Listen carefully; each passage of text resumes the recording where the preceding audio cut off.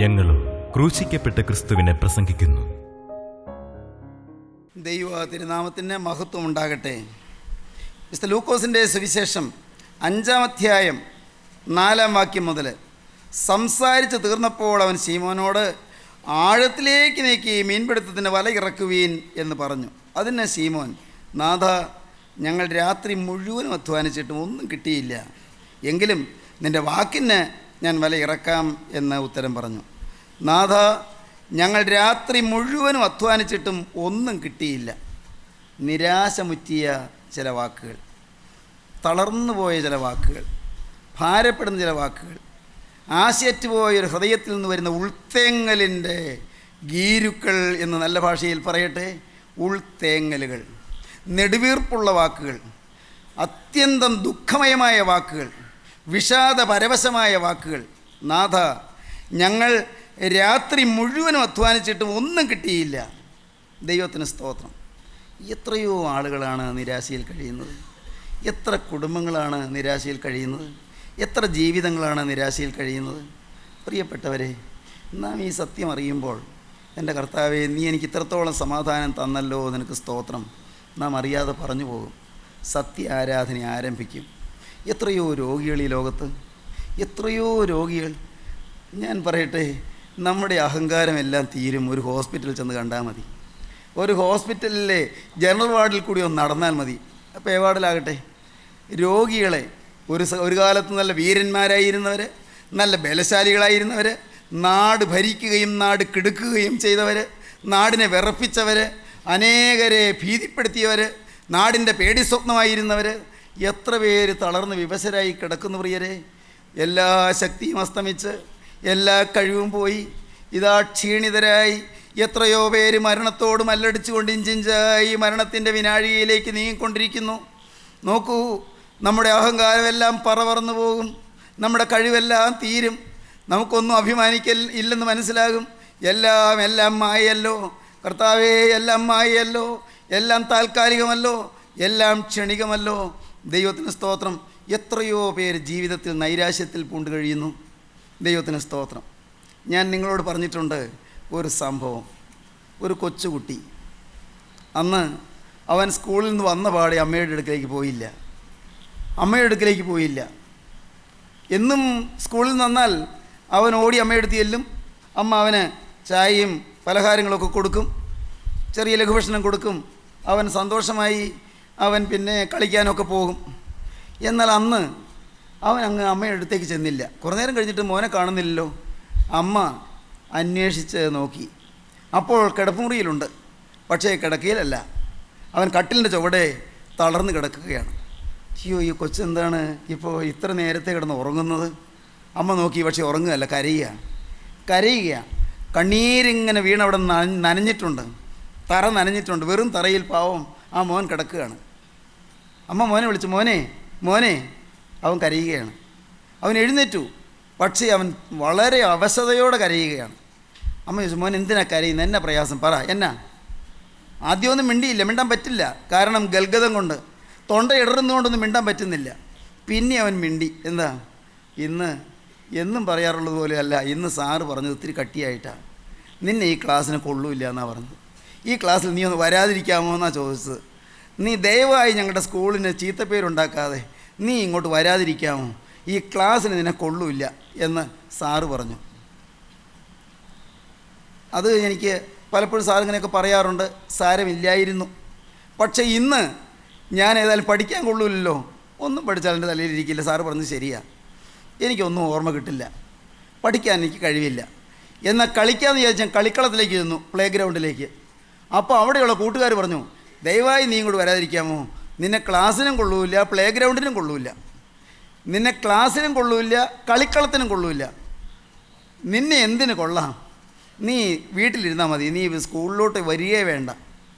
സ്കൂളിൽ പഠിക്കുന്ന ആ കുട്ടി തീർത്തും നിരാശനായിപ്പോയി.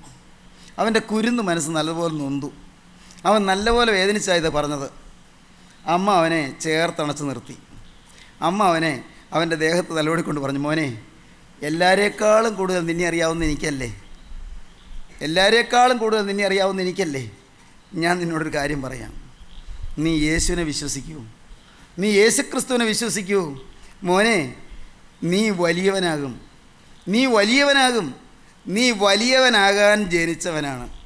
അമ്മ പറയുകയാണ്, നീ വലിയവനാകാൻ പിറന്നവനാണ്, നീ വലിയവനാകും, നീ നിരാശപ്പെടല്ലേ. അമ്മ അവന് ധൈര്യം കൊടുത്തു, അമ്മ അവന് പ്രത്യാശ കൊടുത്തു, അമ്മ അവന് പ്രോത്സാഹനം കൊടുത്തു. പ്രിയപ്പെട്ടവരെ, ഏതാനും വർഷം കഴിഞ്ഞപ്പോൾ നോക്കൂ, വർഷം കഴിഞ്ഞപ്പോൾ അവൻ വളർന്നു, അവൻ വലിയവനായി, അവൻ അറിയപ്പെടുന്നൊരു ശാസ്ത്രജ്ഞനായി. അവനാണ് ഈ ഇലക്ട്രിക് ബൾബൊക്കെ കണ്ടുപിടിച്ച തോമസ് ആൽവ എഡിസൺ. എൻ്റെ ദൈവമേ, ദൈവത്തിന് സ്തോത്രം. ഈ ഇലക്ട്രിക് ബൾബ് മാത്രമല്ല, അതോടൊപ്പം ഒരു 100-ലേറെ കണ്ടുപിടുത്തങ്ങൾ ലോകത്തിന് സംഭാവന ചെയ്ത വിശ്വവിശ്രുതനായ ഒരു ശാസ്ത്രജ്ഞൻ തോമസ് ആൽവ എഡിസൺ.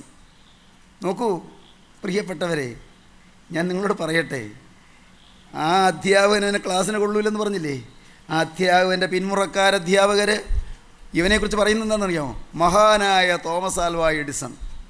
മഹാനായ തോമസ് ആൽവ എഡിസൺ എന്ന് പിൽക്കാലത്ത് സ്കൂളിലും കോളേജിലുമെല്ലാം അധ്യാപകരെ പ്രകീർത്തിക്കുന്ന മഹാനുഭാവനായ ഒരു മഹാശാസ്ത്രജ്ഞനായി ഈ ബാല്യക്കാരൻ ക്ഷീണിതനായി, തളർന്ന അവശനായി, ക്ലാസ്സിന് കൊള്ളാത്തവൻ, കളിക്കളത്തിന് കൊള്ളാത്തവനെന്ന് കേട്ട് നിരാശപ്പെട്ട ബാല്യക്കാരൻ വളർന്ന് ഉന്നതനായി തീർന്നു. ദൈവത്തിന് സ്തോത്രം. ശീമോൻ അങ്ങനെയാണ് പറഞ്ഞത്, കർത്താവേ, ഞങ്ങൾ രാത്രി മുഴുവൻ അധ്വാനിച്ചതാണ്, ഒന്നും കിട്ടിയില്ല.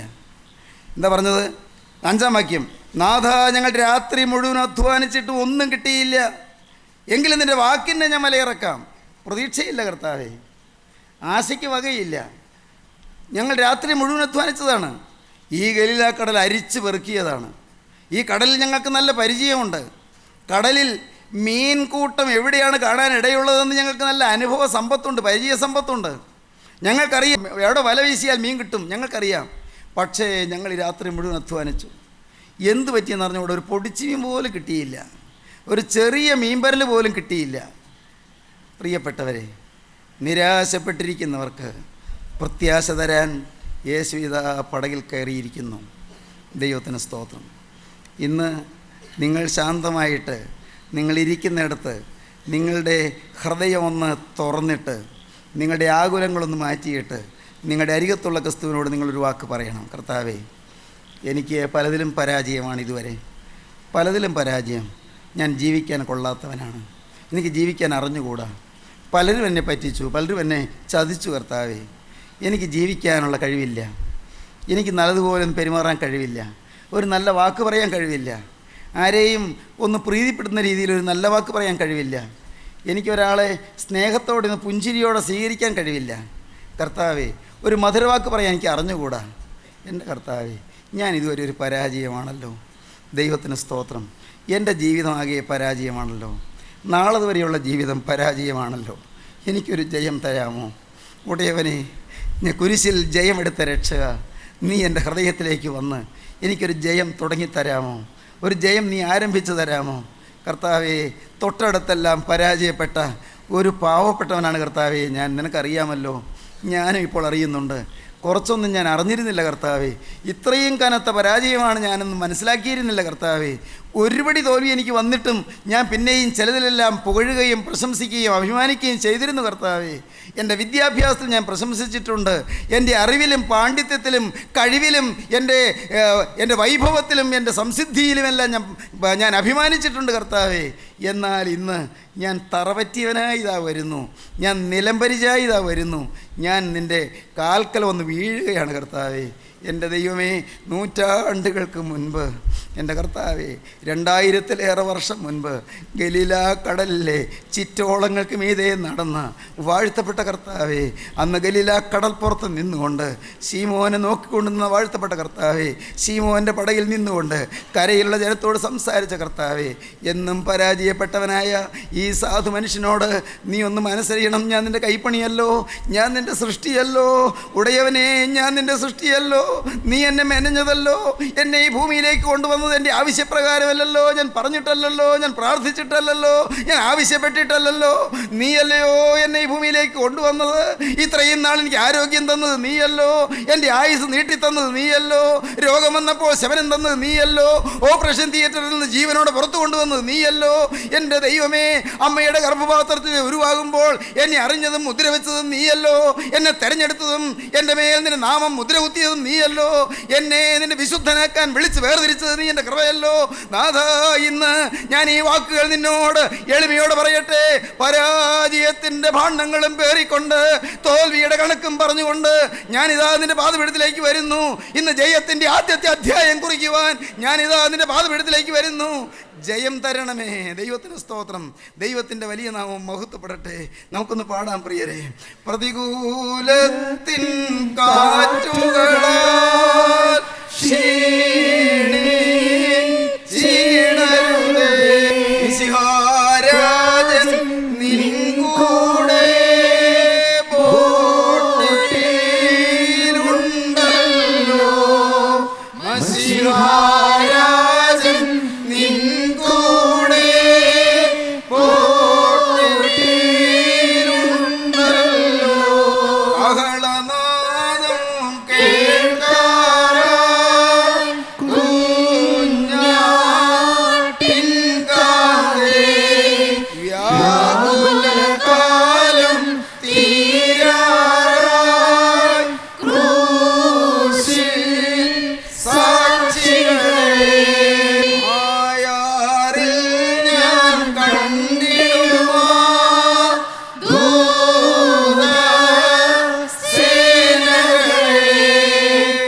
ആയാറിൽ ഞാൻ കണ്ടിടുമാ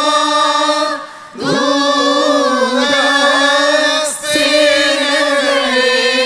അവരുടെ നടുവിൽ എൻ പ്രിയനെ കാണാം വേഗത്തിൽ. അവരുടെ നടുവിൽ എൻ പ്രിയനെ കാണാം വേഗത്തിൽ. ശീമോൻ്റെ പടകിലിരുന്ന് അനുഗ്രഹം ആരംഭിച്ച കർത്താവ് ഇതാ പറയുന്നു, സംസാരിക്കുന്നു. ആഴത്തിലേക്ക് നീക്കി മീൻപിടുത്തത്തിന് വലയിറക്കുകയും. ഇതുവരെ പരാജയമാണ്, ശരിയാണ്. ഇതുവരെ തോൽവിയാണ്, ഇതുവരെ ഒന്നും നേടിയില്ല. യേശുവിനെ കൂടാതുള്ള ജീവിതം നേട്ടമില്ലാത്ത ജീവിതമാണ്. എൻ്റെ പ്രിയപ്പെട്ടവരെ, യേശു നിങ്ങളുടെ ഉള്ളത്തിലേക്ക് വന്നാൽ ആ ജീവിതം ജയകരമായി തീരും. കോപം മാറും പ്രിയരെ, സത്യമാണത്. നിങ്ങളുടെ വാശി മാറും, നിങ്ങളുടെ വഴക്ക് മാറും, നിങ്ങളുടെ പിണക്കം മാറും, നിങ്ങളുടെ ദുരാഗ്രഹങ്ങൾ മാറും. നിങ്ങളുടെ ഹൃദയത്തിൽ ഏതോ ഒരു അദൃശ്യ ശക്തി വന്ന് നിഴലിടും. നിങ്ങളുടെ ഹൃദയത്തിൽ ഏതോ ഒരു അഭൗമ കൃപ വന്ന് നിങ്ങളെ വലയം ചെയ്യും. നിങ്ങളുടെ ഹൃദയത്തിൽ ഏതോ ഒരു നിതാന്ത ശാന്തി വന്ന് ലയം കൊള്ളും.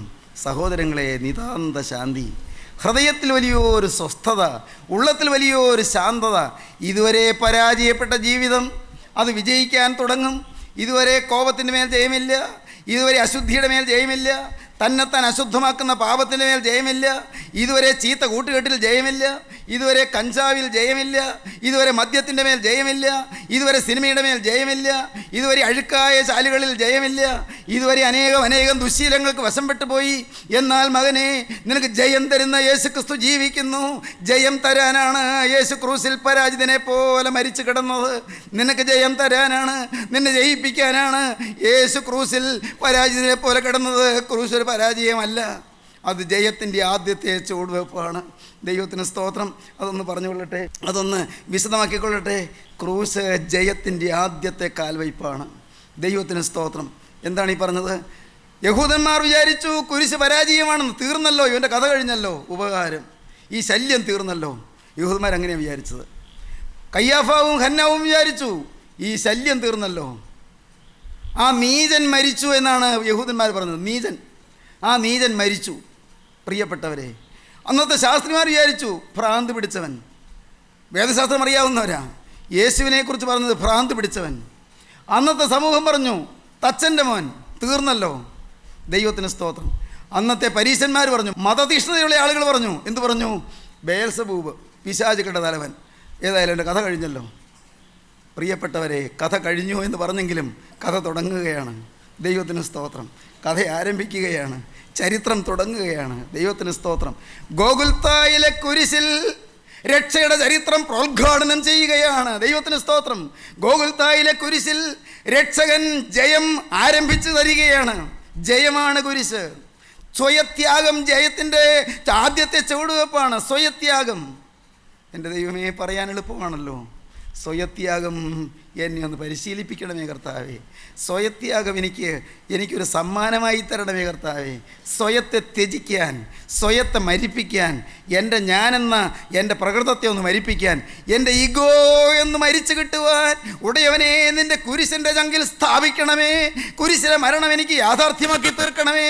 കുരിശിലെ ആ ത്യാഗോജ്വലമായ മരണത്തിൻ്റെ ദീപ്തിയിൽ എൻ്റെ ജീവിതമാകെ പ്രശോഭിതമാക്കണമേ. നാഥാ, നീ എൻ്റെ ഹൃദയത്തിൽ നിൻ്റെ അത്ഭുത സ്നേഹത്തിൻ്റെ കുരിശ് സംസ്ഥാപനം ചെയ്യണമേ. പ്രിയപ്പെട്ടവരെ, കുരിശ് ജയമാണ്. ജയമാരംഭിക്കാം. മാലയിൽ കുരിശ് കോർത്തിട്ടാൽ ജയമാവില്ല. പ്രിയപ്പെട്ടവരെ, വീട്ടിൽ കുരിശ് വെച്ചാൽ ജയമാവില്ല. നിങ്ങൾ നല്ല ഒന്നാന്തരം വെള്ളി കൊണ്ടോ അല്ല പൊന്നുകൊണ്ടോ കുരിശുണ്ടാക്കി കഴുത്തിൽ പെൻഡൻ്റ് കെട്ടിയാലും ജയമാവില്ല. ഞാൻ കഴിഞ്ഞ ദിവസം അങ്ങനെ പറഞ്ഞല്ലോ, നിങ്ങൾ ഓർക്കുന്നുണ്ടോ? ദൈവത്തിന് സ്തോത്രം. പ്രിയപ്പെട്ടവരെ, വീട്ടിൽ നിങ്ങളുടെ വീടിൻ്റെ വാതിലിൻ്റെ മുകളിൽ ഈ ഭവനം യേശുക്രിസ്തുവിൻ്റേതാണ്, ഇത് ദൈവത്തിൻ്റേതാണെന്നൊക്കെ എഴുതി വെച്ചാലും ജയമാവില്ല. ദൈവത്തിന് സ്തോത്രം. ജയം വരണമെങ്കിൽ കുരിശ് ചങ്കിൽ വരണം. അത് പുറമേ കാണുന്നതല്ലത്. ക്രൂസിലെ സ്നേഹം, കുരിശിലെ ത്യാഗം. ദൈവത്തിന് സ്തോത്രം. കുരിശിലെ മരണം, അത് നമ്മുടെ ജീവിതത്തിൻ്റെ ഭാഗമായി മാറണം. അതാണ് ക്രിസ്ത്യാനി. വെറുതെ ക്രിസ്ത്യാനി എന്നുള്ള മതം SSLC ബുക്കിൽ റിലിജിയൻ, ക്രിസ്ത്യൻ എന്ന് എഴുതി വെച്ചാലൊന്നും ക്രിസ്ത്യനാവില്ല കേട്ടോ. ദൈവത്തിന് സ്തോത്രം. SSLC ബുക്കിൽ എഴുതി വയ്ക്കും, ഹെഡ് മാസ്റ്റർ എഴുതി വയ്ക്കും എന്താ? റിലിജിയൻ, മതം, ക്രിസ്ത്യൻ. ദൈവത്തിന് സ്തോത്രം. നോ, പ്രിയപ്പെട്ടവരെ, അല്ല. അതുകൊണ്ടൊന്നും ക്രിസ്ത്യാനിയാവില്ല. ക്രിസ്ത്യാനിയാണെങ്കിൽ യേശുക്രിസ്തുവിനെ അനുധാവനം ചെയ്യും, യേശുക്രിസ്തുവിനെ അനുഗമിക്കും, യേശുവിൻ്റെ പിറകെ പോകും. യേശു ജീവിച്ചതുപോലെ ജീവിക്കും, യേശു സംസാരിച്ചതുപോലെ സംസാരിക്കും, യേശു ചിന്തിച്ചതുപോലെ ചിന്തിക്കും, യേശു സ്നേഹിച്ചതുപോലെ സ്നേഹിക്കും. യേശുവിൻ്റെ വിശുദ്ധി കൈമുതലായിത്തീരും. യേശുവിൻ്റെ ആളത്വം നമ്മുടെ പ്രതിബിംബനമായി മാറും, നമ്മുടെ റിഫ്ലക്ഷനായി മാറും, നമ്മുടെ ഇമേജായി മാറും, നമ്മുടെ ജീവിതത്തിൻ്റെ പ്രതീകമായി മാറും, ജീവിതത്തിൻ്റെ പ്രതിമയായി മാറും. നമ്മുടെ ജീവിതമാകെ യേശുമയമായി തീരും. നമ്മുടെ രക്തത്തിൽ യേശു നിറഞ്ഞു നിൽക്കും, നമ്മുടെ സിരകളിൽ യേശു നിറഞ്ഞു നിൽക്കും, നമ്മുടെ കോശത്തിൽ യേശു നിറഞ്ഞു നിൽക്കും, നമ്മുടെ ഹൃദയത്തിൽ യേശു നിറഞ്ഞു നിൽക്കും, നമ്മുടെ തലച്ചോറിൽ സ്ഥിരാകേന്ദ്രത്തിൽ ബുദ്ധി കേന്ദ്രത്തിൽ യേശു നിറഞ്ഞു നിൽക്കും. നമ്മെ ആസകലം യേശു കീഴടക്കും. യേശു നമ്മെ വശീകരിക്കും. അതാണ് പിതാക്കന്മാർ പാടിയത്. എന്നെ മയക്കി നിന്നൽ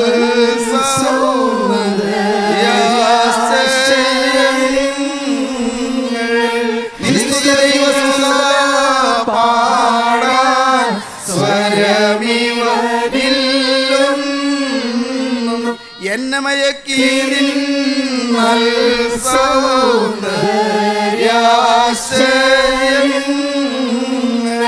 നിൻ സ്തുതി ദൈവസുതരാ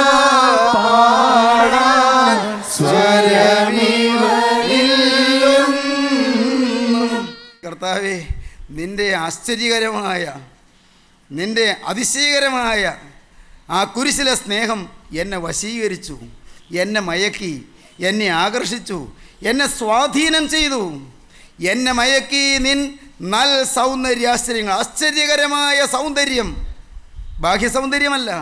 യേശുവേ, നിൻ്റെ സൗന്ദര്യം അത് യെശയ്യാ പ്രവാചകൻ പറയുവാൻ രൂപഗുണമില്ല, സൗന്ദര്യമില്ല, കണ്ടാൽ ആഗ്രഹിക്കത്തക്ക സൗന്ദര്യവുമില്ല എന്നാണ് യെശയ്യാവ് പറഞ്ഞത്.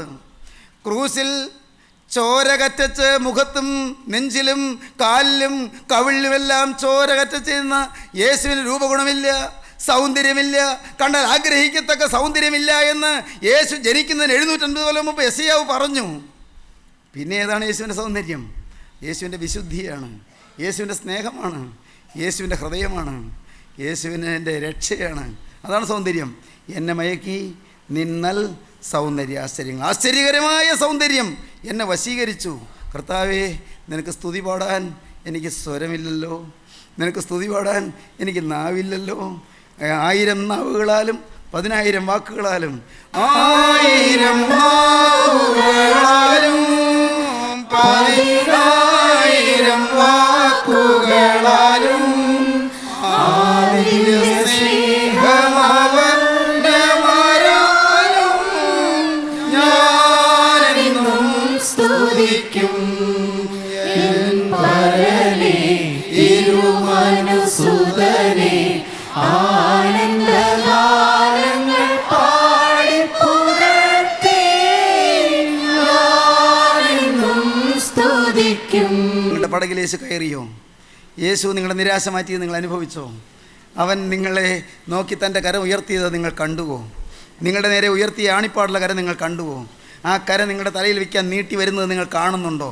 ഒരു വാക്ക് പറഞ്ഞാൽ മതി, കർത്താവേ, ഇതുവരെ തോറ്റ ജീവിതമാണ്, ഇതുവരെ പാപത്തിന് അടിമപ്പെട്ട ജീവിതമാണ്, ഇതുവരെ വഴക്കും പിണക്കവും വൈരാഗ്യവും പകയും വിദ്വേഷവുമായി പോയ തകർന്നുലഞ്ഞ ജീവിതമാണ്.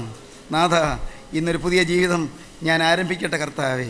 വിശുദ്ധ ജീവിതം, സ്നേഹോഷ്മളമായ ജീവിതം, ത്യാഗോജ്വലമായ ജീവിതം ഇന്ന് തുടങ്ങട്ടെ കർത്താവേ. നിൻ്റെ കരം എൻ്റെ മേൽ ഒന്ന് വയ്ക്കണമേ. ഞാനൊരു വാക്ക് നിന്നോട് പറയാം. ഇതിനു മുൻപ് പലപ്പോഴും പറഞ്ഞു കർത്താവേ, പക്ഷേ ഞാൻ പിന്നെയും വാക്ക് മാറിപ്പോയല്ലോ, തെറ്റുപറ്റിപ്പോയല്ലോ. ഇന്ന് ഞാൻ നിന്നോടൊരു വാക്ക് പറയട്ടെ. നാഥ, ഇന്നു മുതൽ ഞാൻ പുതിയ സൃഷ്ടിയായി ജീവിക്കും. യേശുവേ, നീ എനിക്ക് വേണ്ടി ക്രൂസിൽ മരിച്ചതിനാൽ ഇന്നു മുതൽ ഞാൻ നിനക്കായി ജീവിക്കും. എൻ്റെ രക്ഷക, നീ എനിക്ക് വേണ്ടി കുറ്റമില്ലാത്ത രക്തം ചിന്തിയതിനാൽ ഇന്നു മുതൽ ഞാൻ നിനക്കായി ജീവിക്കും. യേശുവേ, എൻ്റെ മേൽ നിൻ്റെ കരം ഒന്ന് വെക്കണമേ. ആണിപ്പാടുള്ള കരം എൻ്റെ മേലൊന്ന് വെക്കണമേ. എന്നെ വിശുദ്ധീകരിക്കണമേ. എൻ്റെ പാപക്കറകൾ കഴുകണമേ. എൻ്റെ പാപബന്ധനങ്ങൾ അഴിക്കണമേ. പൈശാചിക കോട്ടകൾ തകർക്കണമേ. ദുരാത്മഭീതികൾ മാറ്റണമേ. ഭൂതബാധകൾ മാറ്റണമേ. സാത്താന്യ ശാപങ്ങൾ നീക്കണമേ. നാഥ, എൻ്റെ മേൽ നിൻ്റെ അത്ഭുത കൃപകൾ ചൊരിയണമേ. എന്നെ നിൻ്റെ മകനും നിൻ്റെ അവകാശിയുമാക്കി തീർക്കണമേ. ഇന്നു മുതൽ ഒരു പുതിയ ജീവിതം നയിപ്പാൻ ഞാനിതാ എന്നെ തന്നെ സമർപ്പിക്കുന്നു. നിങ്ങൾ തീരുമാനിപ്പീൻ. നിങ്ങൾ ദൈവത്തോട് വാക്ക് പറയുവീൻ. ക്രിസ്തുവിൻ്റെ കരങ്ങളിലേക്ക്, ആണിപ്പാടുള്ള കരങ്ങളിലേക്ക് നിങ്ങളുടെ ജീവിതം ഏൽപ്പിച്ചു കൊടുക്കുവീൻ. അങ്ങനെ തീരുമാനമുള്ളവര് തങ്ങളുടെ കരങ്ങളെ ഉയർത്തുവീൻ. നിങ്ങൾ ദൈവകരങ്ങളിലേക്ക് നിങ്ങൾ ഏൽപ്പിച്ചുകൊണ്ട് നിങ്ങൾ വാക്ക് പറയുവീൻ. യേശുവേ, നീ എനിക്ക് വേണ്ടി മരിച്ചതിനാൽ ഇന്നു മുതൽ ഞാൻ നിനക്കായി ജീവിക്കും. നമുക്ക് പ്രാർത്ഥിക്കാം. കരുണയുള്ള കർത്താവേ, ഉയർത്തപ്പെട്ട കരങ്ങളെ അവിടെ നിന്ന് കാണുന്നുവല്ലോ. ഈ കരങ്ങളിൽ നീ കയറി പിടിക്കണമേ കർത്താവേ. തിരുരക്തം വരേണ്ട കരം കൊണ്ട് ഈ കരങ്ങളെ പിടിച്ച് എഴുന്നേൽപ്പിക്കണമേ കർത്താവേ. അനുഗ്രഹിക്കണമേ. പാവരോഗങ്ങൾ മാറ്റണമേ. ശാപദോഷങ്ങൾ നീക്കണമേ. പൈശാചിക ബന്ധനങ്ങൾ അഴിക്കണമേ. ദുരാത്മഭീതികൾ അകറ്റണമേ. കുടുംബ സമാധാനം നൽകണമേ. എല്ലാവരെയും അനുഗ്രഹിക്കണമേ. അവിടുത്തെ 2ാമത്തെ വരവിന് വേണ്ടി ഒരുക്കണമേ. മഹത്വം തിരുമേനി എടുക്കണമേ. യേശുവിൻ നാമത്തിൽ തന്നെ.